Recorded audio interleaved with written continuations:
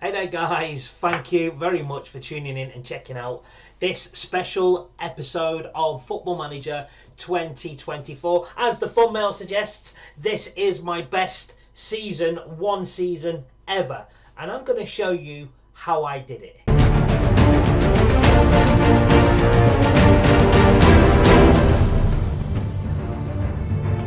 So thank you for joining. Just before we go any further, if you're new to the channel or you like the content, just somewhere down below, just click the subscribe button, give it a like, give it a thumbs up, press the ding-a-ling bell if there's a bell there. So because I had no intentions, let me just explain something. I had no intentions of recording. I thought, now I've got a little bit of time off over Christmas, I will sit down, I'll play Football Manager properly, really delve into it. And I gave it my all as Crystal Palace. Of course, my home team, always going to start with Crystal Palace. So I've been sort of looking over, working on some tactics in my free time whilst being at work, and I thought I would come and have a go. I really thought, you know what, let's go home, let's have a go and enjoy Football Manager with no intentions, no pressure or anything like that to record and make an episode. The thumbnail suggests that this is the best first season ever I've had, probably on Football Manager. Now, because I've already played season 1, I'm trying to hide how well I've done. You may see it on some screens, you may not, but I'm trying to figure out and find a way of not showing you but yet starting from the very beginning. And for me to do that any other way would only have to be loading up the game on another save, showing you the squad we've got. Hey, that's a really good idea. Why don't I do that? I'll be right back in a minute. Right, what an idea. Anyway, welcome to Crystal Palace for the season. So what we've done here is we've gone back in time, so to speak. So I've uploaded it and we're going to show you what I did. So I'm going to be flicking between the new screen with what I've already done. Does that make sense? I've managed to download the kits and the face packs, so not too bad. Got a wage budget of 1.5, and I'm pretty certain when we started this we were pretty much nearing that anyway. So let's move along anyway. Right, so ignore that formation. I did come up with my own, several of my own formations. Plenty of obligations there that we're stuck to anyway. Not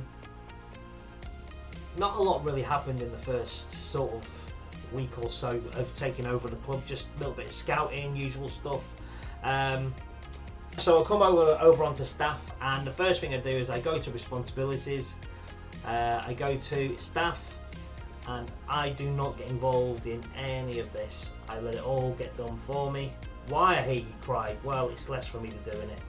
I'm a bit lazy with things like that, but you know, each to their own and all that. Contracts. So renewing director for, I don't want anything to do with any of this. Do not get involved with anything of this. However, when it's the players, oh, I'm involved. I'm involved. But just for argument's sake with this, I don't bother. Negotiating player signings for Crystal Palace, I leave it for me. In and out and finalising. Initiating player sales for Crystal Palace is for me. Anything to do with young guns, I delegate everything, because I don't play it into the depth where I've got that sort of time, and if I did have the time, like full time, then yes I would. I'm just going to go and show you the finances of the club. Overall balance 13.8 million, transfer budget of 7.6, wage budget of 1.5, currently spending 1.45. So there's a little bit of room there, and I'm sure with players that went out and came in, things could be adjusted. But I'm not telling you I've actually signed anyone on season 1. The only season, should I say. There will be a season 2, and if it's liked, I will film and do it the same way again. I'm yet to start season 2. I've left it where it is because, like I say, I am in shock of how well I did as Crystal Palace. Let's go and take a look at the squad now. So this is the squad that I started with. Obviously the 3 goalies, Johnson, Matthews and Henderson. Tompkins, the centre halves now, Anderson, Guy, Rob Holding, Richards, Joel Ward, Nathan Ferguson, Nathaniel Klein, Tarek Mitchell, Riedeveld, Decore, Will Hughes, Amanda, Lerma, the list just goes on. When we come to the midfield and the forwards, Eze, Elise, Ayew, Edouard, Mateta. So Eze, very important name, very important player for the club. But he's out for 3 to 5 months at the start of the game. So because he's out for 3 to 5 months, we kind of need a replacement. And you immediately go to Frank and you go, yeah, and then you go, wow, he's out for 3 months. So, you know, your backup for your first team, they're both out. So straight away I thought to myself, is that an area I need to fill? Don't need Riedeveld. He's been there, he's stagnated, he's been there so long. He's gone stale, he's not going to play for me. So my decision to get rid of him, you will see, is right back. Wing back, right back, whoever you want to play. I decided to play a wing back in the season. I mean, while Joe Ward's mentals are fantastic, great mentals, great determination, great teamwork, great work rate. You can see where we're going, as I say, the structure, the way we've all played, but stats are failing, stats are going down. Physically, not bad. Technically, all right, there's still a bit of good marking and heading there, good tackling of 15, but I just feel that, you know, the way we're going to play, the crossing is not good enough, corners, certainly no flair. So I thought we need to replace him. He's 33 years of age, he's getting on. So ideally I wanted to replace that position of wing back, which was my main target for the season, and we did do something about that. I will go into transfers in a moment. I think the squad's decent. It's not an amazing squad. It's not going to blow you over and say, wow, look at that. You're not going to see a team sheet and start trembling, but we do have some good players, and it's nice to know we've got some great players that are worth some value. So if times get tough, we can sell 1 or 2 of these players. They can be on the way, and we could build a bigger, better squad rather than individuals, because remember, one player don't make a team. Right, so we're now going to change, and I'm going to show you how we went through the season, transfers, results, friendlies, all that stuff, and carry it all the way through to the end of the season, where you will see where we ended up. So let's talk a little bit of progression. So tactics. I kind of wanted to show you some tactics, but it's quite hard to show you the tactics of what I used without showing you purchases and where we ended up. So I've devised this new way.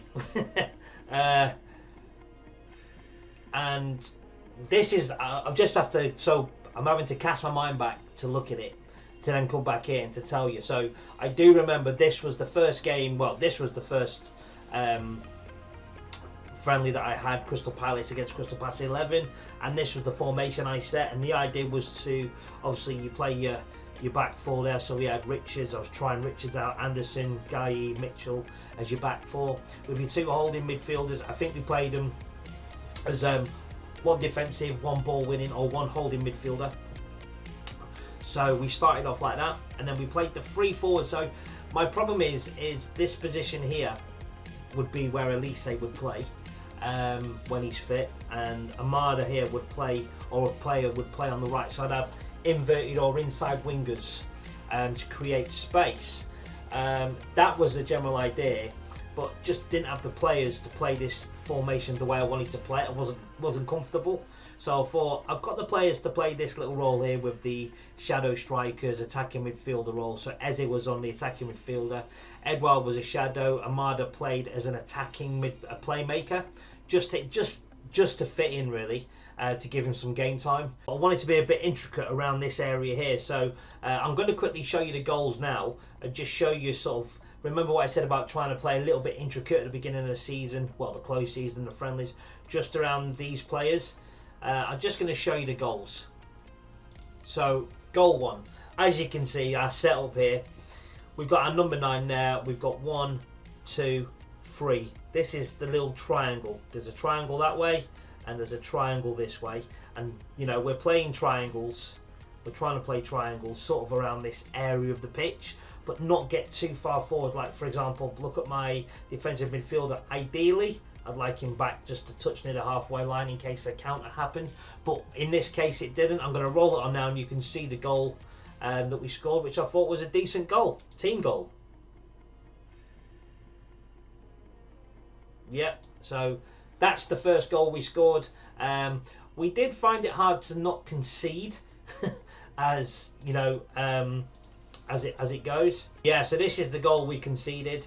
You know, they're playing the same formation that we are. That's how we've said it, and it worked quite decent for them as well. It's like looking in the mirror. It really was. Our third goal, again, a decent goal from the outside. Out to our defensive midfielder, who pushes forward when he can, gets the second goal. Real happy. Real happy with that. It does change though. It does change. So stay tuned. I'm going to show you a few more results and a few more goals. And then we'll start climbing down towards the season and showing you transfers. No new faces, but we do have a new system. And this system is what I worked hard on. And I worked hard on it, and I worked hard on set pieces. So the idea is we have them three centre halves holding together as a trio. We have the two wing backs on attacking so they can get forward. And this occasion we're going to have Ayew as an inside forward or an inverted winger. He played as an advanced playmaker, but on his settings I had him drifting inwards and narrow. To create the space for the wing backs to get forward. Hughes and Lerma just sitting. Hughes played the box-to-box midfielder in this occasion. Lerma was playing a defensive midfielder. Advanced forward was Edward. As you can see, he scores a couple of goals in this one. Right, so this goal is the first goal of the game, just short of 9 minutes gone. Just take a look at how far our centre half gets forward to create the goal. We do get a bit of luck, but luck is what you need in a league or a game of football. So Rob Holding, this is the guy in question. Just watch how far he goes if we keep tracking his run. Now he's got the ball again. Gets a bit fortunate here. Puts the ball in. Ball deflects back off Ayew. Goal 1. So remember when I was talking corners, this is the first corner that you've seen where we score a goal. And this happens a lot during the season. It works for me every time. Far post. Get your big men there, get 2 or 3 of your big men there. Try and get people on the line to stop the goalie. As you can see, number 4 here, he's going to stop your defenders there. We are being sort of zonally marked here at the back post, sort of 4 on 2, 6 on 4 if you want to call it that there. And we've got someone just lurking on the outside. That's all I did, and the rest stayed back. So I'll run this through and let you see how we score. Hughes corner to the back post. Your big man jumps up and scores. Easy as that. Back post, free kick, smashed in right at the back. Lovely goals. Obviously goals conceding. How high up my defenders are. Back post again. It's just a way of playing. Get the ball over, get it to the back post. So following the 5-2 victory, we decided to dip in to the transfer market and buy none other than Kyle Walker-Peters, who, may I say, turned out to be an absolute gem. So Kyle Walker-Peters got him from Southampton. We paid 24.5 million for him. We needed cover, as I said, if you remember, on the tactics, down on the left and down. Actually, I think I can go on my tactics because it will show the new season. Yeah, it will show the new season. So you know we're in English Premier League. So this is the sort of position we needed to fill. We needed a wing back and a right back. This isn't a new player. These aren't new players. These are youngsters. So I can show you this bit. This is how my tactics worked. So when we was in possession, this is how we done. Wanting to play out defence, get the goalie to give the ball to a specific player, i.e. the ball playing defender. Excellent on the ball. Play of a high tempo, very short passing. Fairly wide, depending on the team we were playing, the size of the pitch is whether we'd go wider or narrower, or fairly wide or really wide. Crosses with pendant on the game, I would change it depending.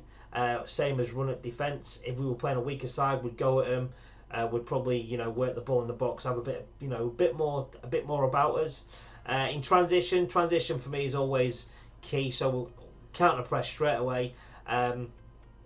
Get on the counter attack, distribute that ball quickly, unless I say so. What I mean is, if we're 3-0 up, then I'll take that off. I'll slow the pace right down and try and just sort of eat our way through the game. But when we're chasing a game or when we're 0-0, we need vital points. This is how I would play. Out of possession, we played a high line. Most of the time, we played a higher line.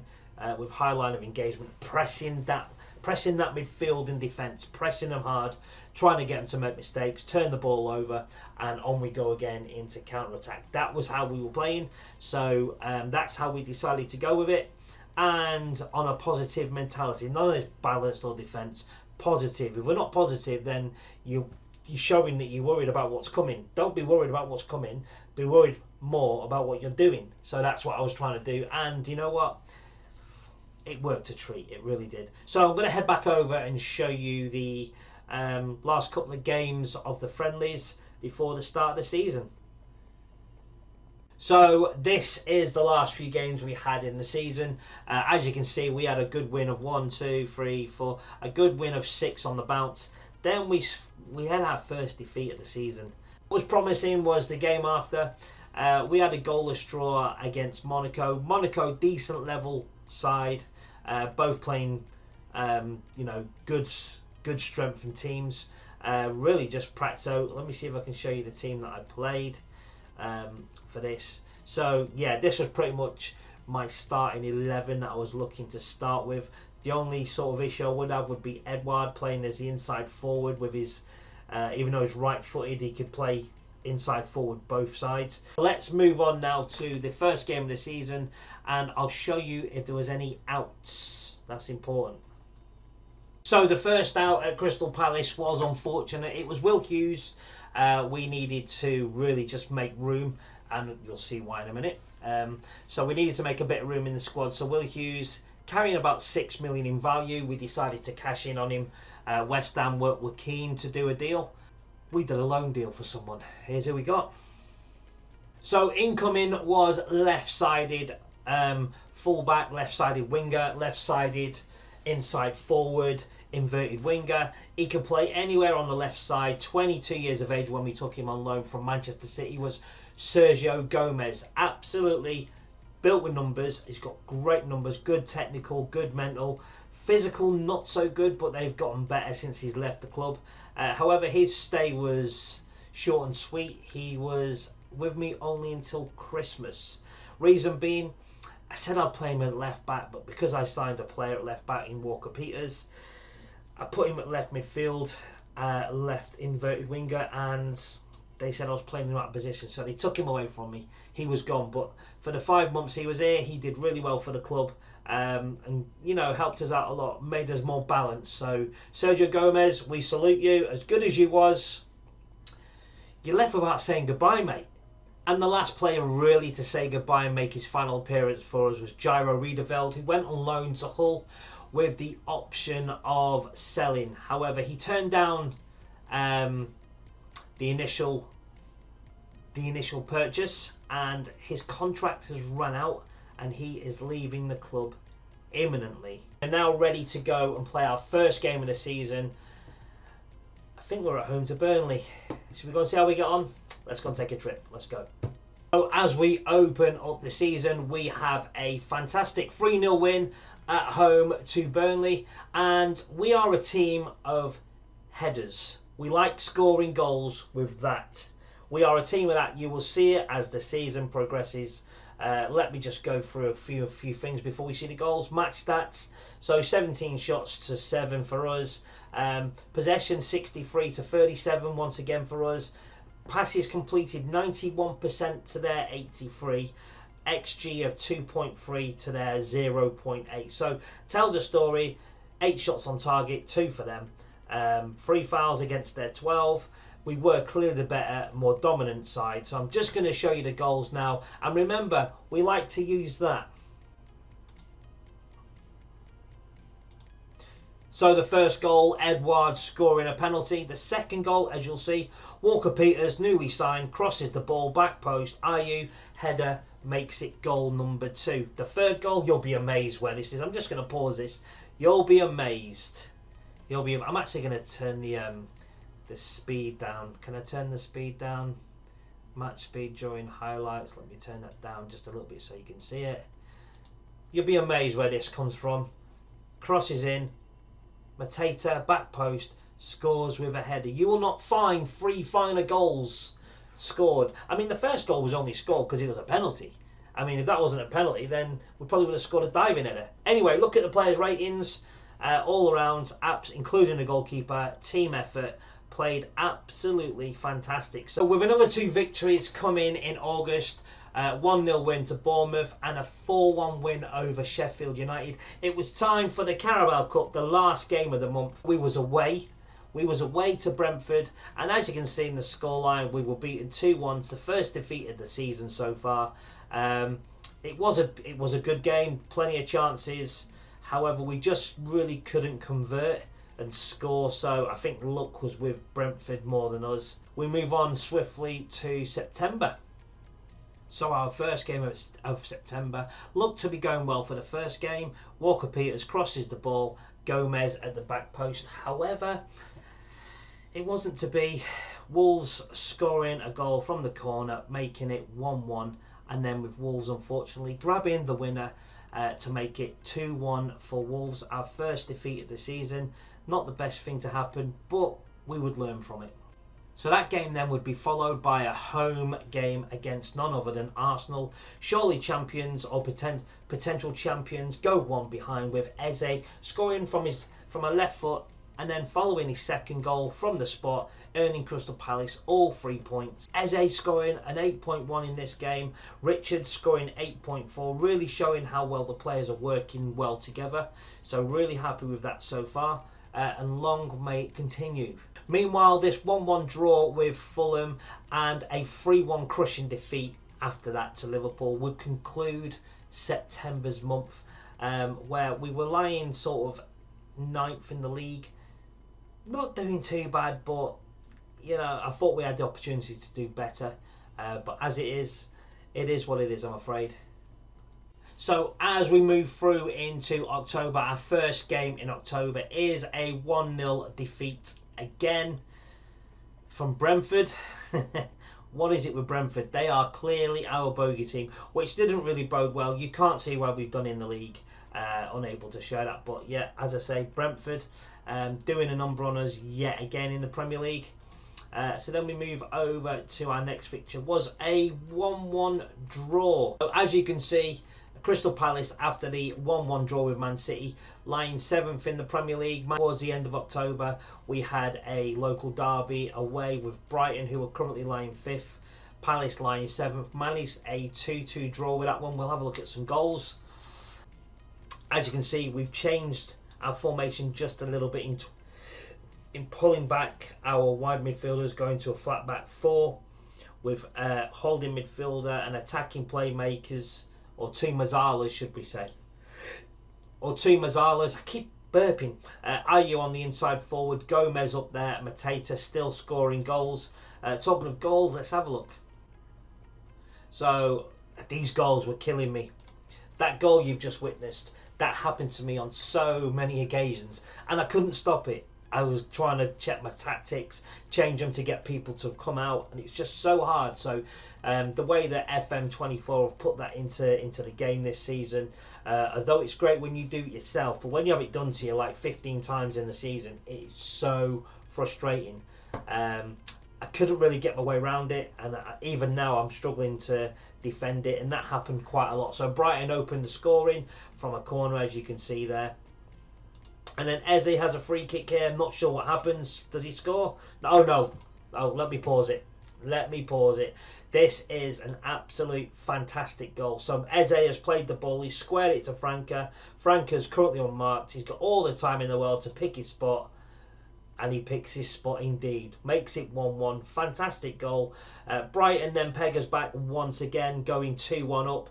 Plays the ball out to the wide. Crosses it to Ferguson. Ferguson just off the post and in. Beats Johnson.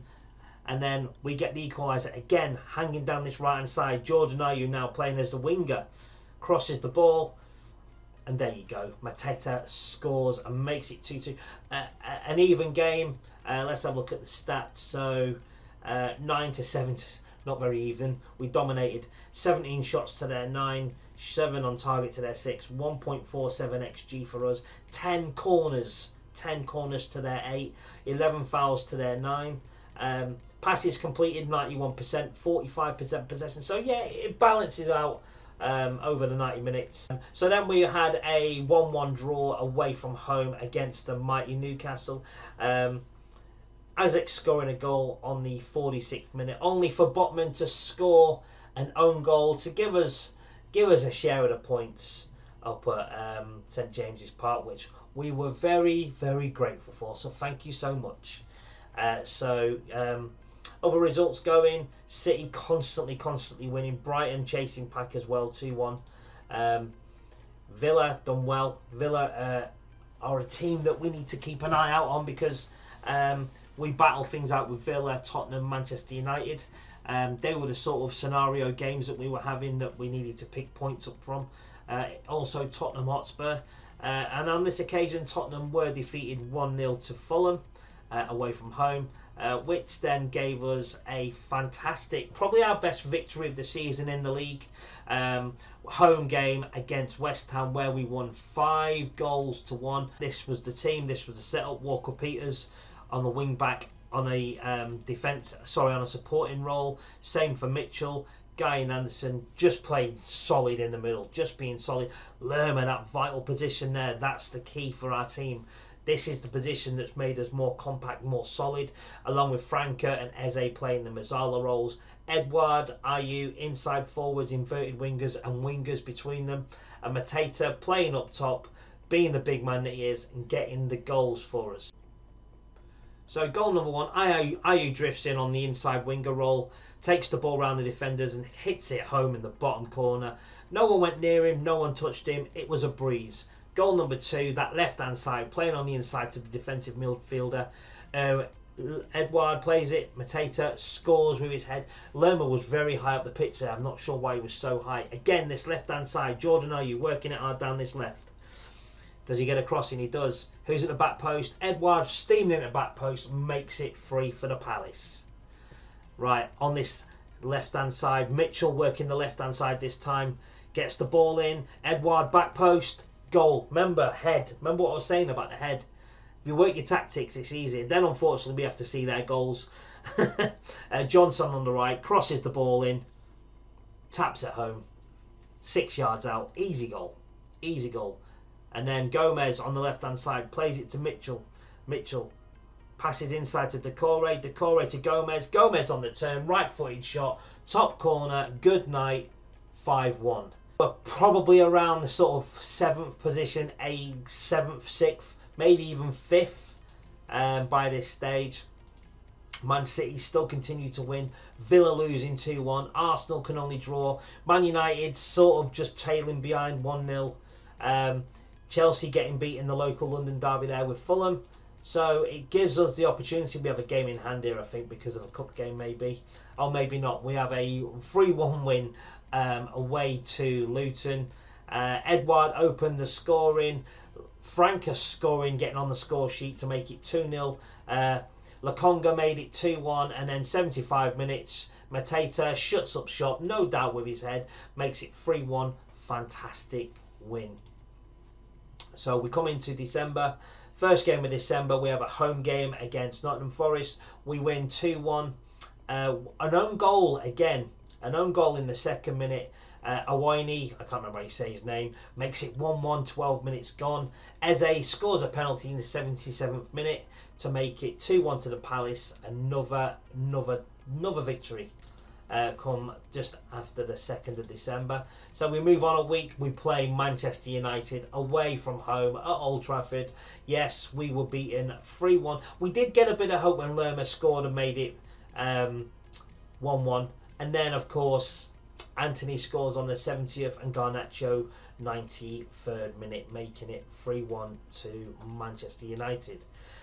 So with that being said, we then move on to our next game, which was against Tottenham. Now remember what I just said about these teams that we're chasing, the likes of Tottenham, Manchester United, Aston Villa, Arsenal, Liverpool, Chelsea, Manchester City. They're all there. Michael Olise just coming back into the fold now after his 5-month layoff from injury, so you'll start to see him get more on the score sheet, more assists, etc. And Sarr scoring on the 91st minute to give the Eagles a crushing defeat at home. which isn't really what we wanted at this stage of the season. This is done as we get a fantastic 3-2 win over Chelsea, a very, very, very late goal. We go 1-0 up, then of course with Matthias Franca, Sterling making it 1-1, and then we go behind to Fernandez, a good goal, and then Edouard, 71 minutes, makes it 2-2. Both teams seem to be settling for a draw. No, we're pushing forward, we're going for it. Mateta scores the goal to make it 3-2. So the first goal comes up, Franca plays it inside, Edouard plays it to Franca. Franca, goalie really shouldn't be getting beat at the near post, but unfortunately he does. For them, good for us. James with the corner. I remember this now. Boom, Sterling hits it. 1-1. I remember it. Not so good. And then we fall behind. So Murdoch's allowed to travel all the way inside. Plays it out to Sterling on the right. Squares it to Enzo. Scores a good goal in the top corner. Makes it 2-1 to Chelsea. Palace building from the back over to Franca on the inside left. Plays a great ball through. Ayew plays in Edouard. Edouard, great goal, makes it 2-2.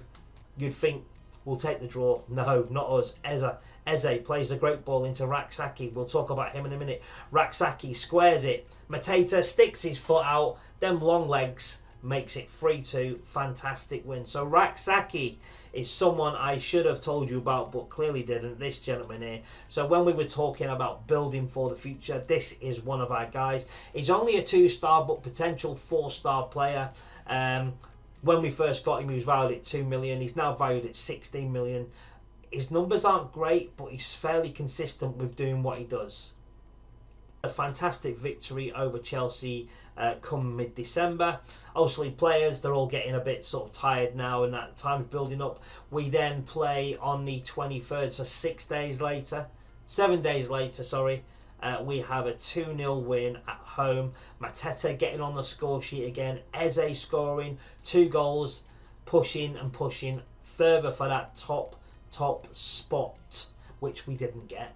Didn't get the top. You didn't think we'd win the league, did you? Next game, Aston Villa. Remember Aston Villa. We go to Villa Park and we manage to get a fantastic 3-1 win. Edouard opens the score on 23, followed by Zaniolio on the 27 minutes, making it 1-1. But Palace steam away. Richards getting a goal in the 70th, and Amada in the 94th minute, making it 3-1 and pushing us up into the top 6 by this stage. Just 3 days later, we managed to have a fantastic home victory against Bournemouth. So,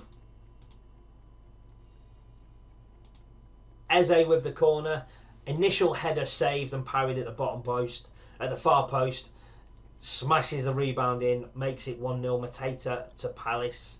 Then with Edouard, penalty, great penalty, bottom corner. We haven't missed a penalty all season actually, I don't think. And then unfortunately, this is the bad news. They score. We don't want that. And it's an own goal. Bournemouth scored an own goal. It's not good, is it? Never mind. Elise picks up the ball. I remember this. Franca plays a great ball down. Over to Mateta. Left-footed. Through the keeper's legs. Fantastic team goal all round. Fantastic. Mitchell brings the ball out. Playing more central there. Plays the ball into Franca. He's caused chaos. Right foot outside of the boot. What a goal. Franca makes it 4. Bournemouth, good night. However, they do get another consolation. Playing in through the back line there. Squares the ball, Solanke, bottom left-hand corner, goal. But still, we'll take the 4-2 victory. New Year is upon us. The Monday, the 1st of January, we have a fantastic 2-1 victory over Burnley. Edouard and Mateta, 2 forwards, getting on the score sheet. Absolutely fantastic. We actually went 1-0 down in this game, managed to bounce straight back and scored 2 goals. So the January transfer window was open. Would we do any business? I wonder. So 13 days later, we travelled up to Sheffield and only took a point. However, a point is better than nothing. And come to the end of January, we record a 2-0 victory over Wolves. Elise and Mateta scoring both goals, helping us out and giving us a victory come the end of January, which does mean the transfer window will be closing imminently. So January has finished, we are in February, and we make 2 signings, but 2 signings for next season, not now. So the first one is Stefano Sensei from Inter Milan. Was it Inter Milan he came from? I'm pretty certain it was. Yep, Inter Milan. And his contract was due to run out, and I'm just thinking to myself, he's 28 years of age, he's a good, solid, three-star, all-round good player. Likes to play advanced playmaker. I like him as a central midfielder, an advanced playmaker we could help out with. However, things do progress come the end of the season, so stick around for that to find out just why we're looking for little bargains or players.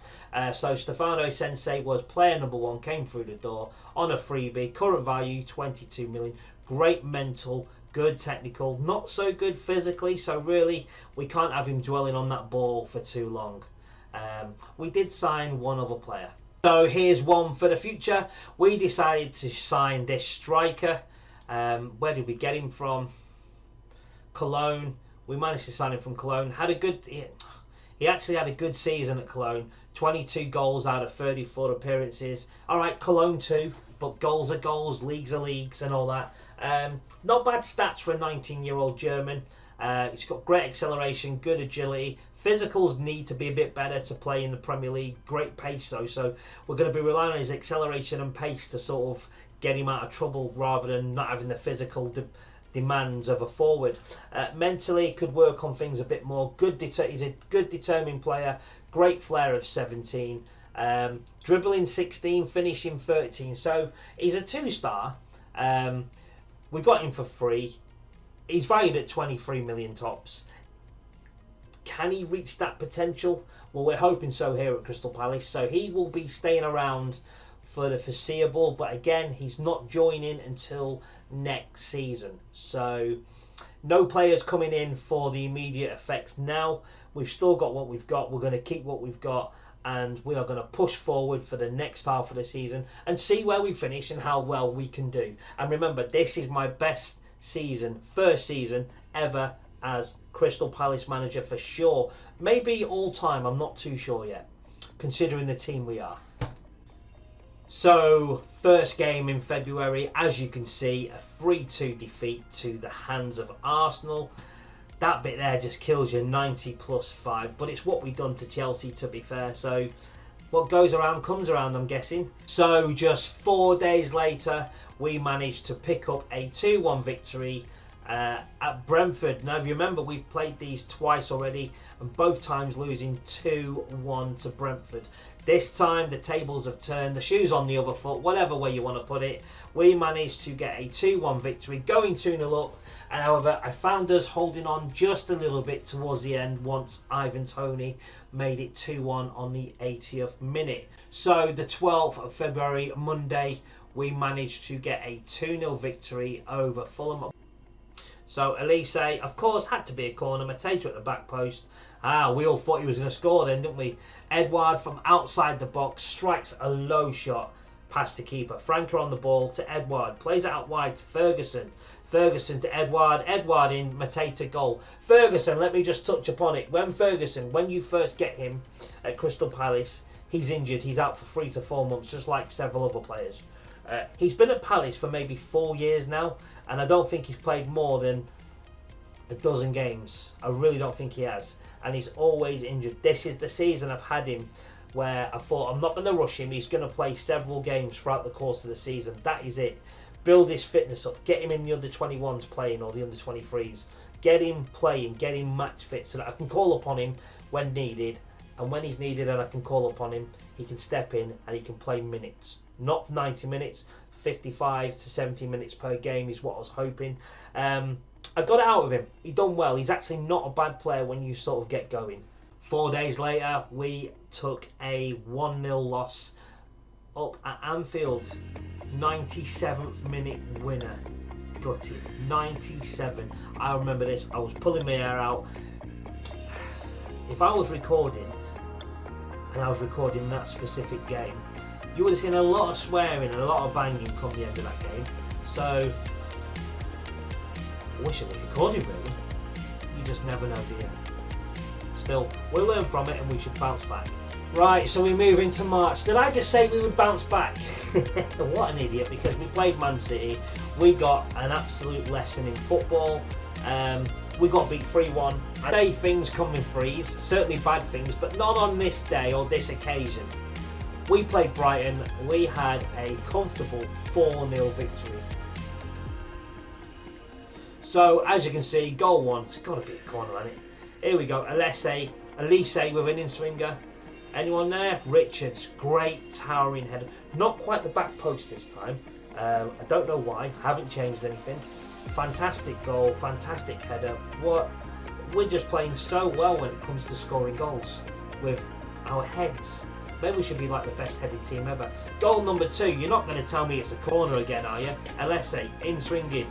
Anderson back post. Look, it was that good. The ball bounced before it got to the keeper and he was just gone. That's 2-0 to the mighty Palace. And then Schlupp, not often he's played. Amada gets the ball out wide to Walker Peters, who's been sensational this season. Plays it into Raksaki. I need to add, Raksaki missed a penalty in this game, and he made up for it with that. So, absolutely delighted. I think, have I got it on it? I have.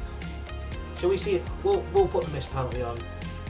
So this was before that goal, where he misses the penalty. It was a good save, to be fair. Oh, it wasn't a save, which makes it 4-0. Mateta. So this goal we need to talk about. Okay, let's talk about this goal. Who remembers in the playoff semi-final, Palace Brighton at the Amex, Wilfried Zaha made it 2-0. Who remembers that? The ball comes to his feet, he's got back to goal. He shifts it one side, smashes it with his left foot into the top corner. Dikachoy. Zaha! Oh, yes! Amada's given the ball. Mateta swings it round him, left foot, top corner, goal. And go watch it. So as we race our way through March, we pick up another win. Franca scoring on the 41st minute just to get a 1-0 victory against Newcastle. If I remember, this was a tight game. We kept pushing, and by this stage now we were lying 4th in the league, 1 point above 5th, 6th and 7th. It was really compact, really tight. My goal for this season was finished sort of anywhere between 8th and 12th, and we are exceeding expectations at this point.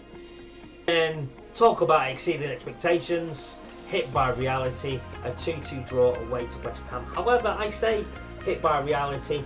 A 2-2 draw away from home in the Premier League is a pretty decent result. So as we come into April, no April Fools for us on the 1st. We managed a 1-1 draw. So our April Fools moved along 5 days. A 1-1 draw with Luton. You know, like in real life, they were struggling. Didn't really do very well, and they did get relegated. Spoiler alert. Where we picked up a 2-1 victory over Nottingham Forest. Again, Edouard Decore, not one for scoring, but he managed to score this time and make it 2-1. Whilst we're doing that, all the other teams around us are all picking up points, so it is getting very tight. So that brings us to a home game against Manchester United. Something you don't see, very rare on Football Manager, is a 0-0 draw. We just cancelled each other out big time. I was too scared to make changes and try and go for the win, probably like they were. So we both thought, you know what, lads, let's just have 90 minutes of kicking a ball around. We'll promise no one will score. That's what it seemed like, and that's what it was. Again, for me, points dropped again. Again, Arsenal, Man City picking up points, but on this occasion, Aston Villa did lose 1-0 away to Bournemouth, which would play vital come towards the end of the season. So by this stage we had a number of games left, not many, so of course there's always a number. We went down to the new stadium in Tottenham, where we absolutely fucked them for free. Alese getting every goal, man of the match performance, fantastic win. There's one of the teams we beat that really we sunk their season in this game. So 4th of May, very pivotal game, a 1-0 victory at the hands of Chelsea from us. Tough game 4th minute, we scored an early goal, and I did change the tactics during the game to be more cautious. Chelsea are a very, very good attacking side, and it paid dividends. It paid off. We managed to keep a clean sheet, get the 1-0 victory, get the points. We were now 4th, sitting 4th in the league. So a game that would prove vital in the closing stages of the season would be our away trip to Everton, only drawing 1-1. So really, I feel again we've dropped points. However, Liverpool were dropping points. Tottenham gaining points, they were gaining. Newcastle beating Chelsea was crucial for us, done us a favour, give us a little bit of breathing space between 4th, 5th and 6th, and then of course Everton, fighting relegation, managed to get a point, and they did survive, might I add. So we are almost there, my friends. I know you're dying to find out where we stay. Pivotal. Villa, Man City drawing, dropping points, put us in a fantastic position to qualify for Europe. As we come to the final game of the season, it is against who other than, of course, Aston Villa. Everything was on the line, so we are now 5th, Aston Villa 4th. Aston Villa on 62, we're on 61 points. I think it was something like that. So we see some goals. Let's do it. So if we win, we get Champions League football for the first time in Crystal Palace's history, and for the first time in my history as a Crystal Palace manager. Can we get that place? Of course we can. You can see the scoreline there. Want to see how we done it? Here's how we done it. I think we can guess how we do it. Edouard gets the ball out on that left hand side, plays it inside to Eze. Eze to Elise, left foot, fires it, top corner. Fantastic goal from Elise. Mitchell, goal number 2, running down that left inside channel. Goes past his man, plays it into Franca. Franca, left foot, in off the post. Game is done, game is sealed. Nothing left but a consolation from Villa. Ramsey with the ball, plays it in. Diaby into Watkins. Watkins with a header. Moments left. Crystal Palace have ended up finishing. Yes, that is right, my friends. We have finished 4th in the league, picking up 72 points. So I was 10 points out. 72 points, goal difference of 28. Absolutely fantastic. 38 games, 21 won, 9 drawn, 8 defeats, 70 goals for, 42 against, goal difference of 28, 72 points. We finished higher than Manchester United, Chelsea. As you can see, I did say Aston Villa, Man United, Chelsea, Newcastle, Tottenham at one stage were all fighting out. We managed to just pip it by 2 points over Aston Villa on the last game of the season. So that is the best I have ever finished at Crystal Palace, and I'm absolutely over the moon. So if you liked it and you enjoyed it and you want to see season 2, which is going to be happening and coming soon, so you want to keep your eyes peeled for that, let me know in the comments below who you think we should sign. Do I need to change tactics? How well do you think we are going to progress in the Champions League, in the league and the 2 domestic cups? Let me know. I'll talk to you soon. From me, IronGamer, it's been fantastic this season. Over and out for now.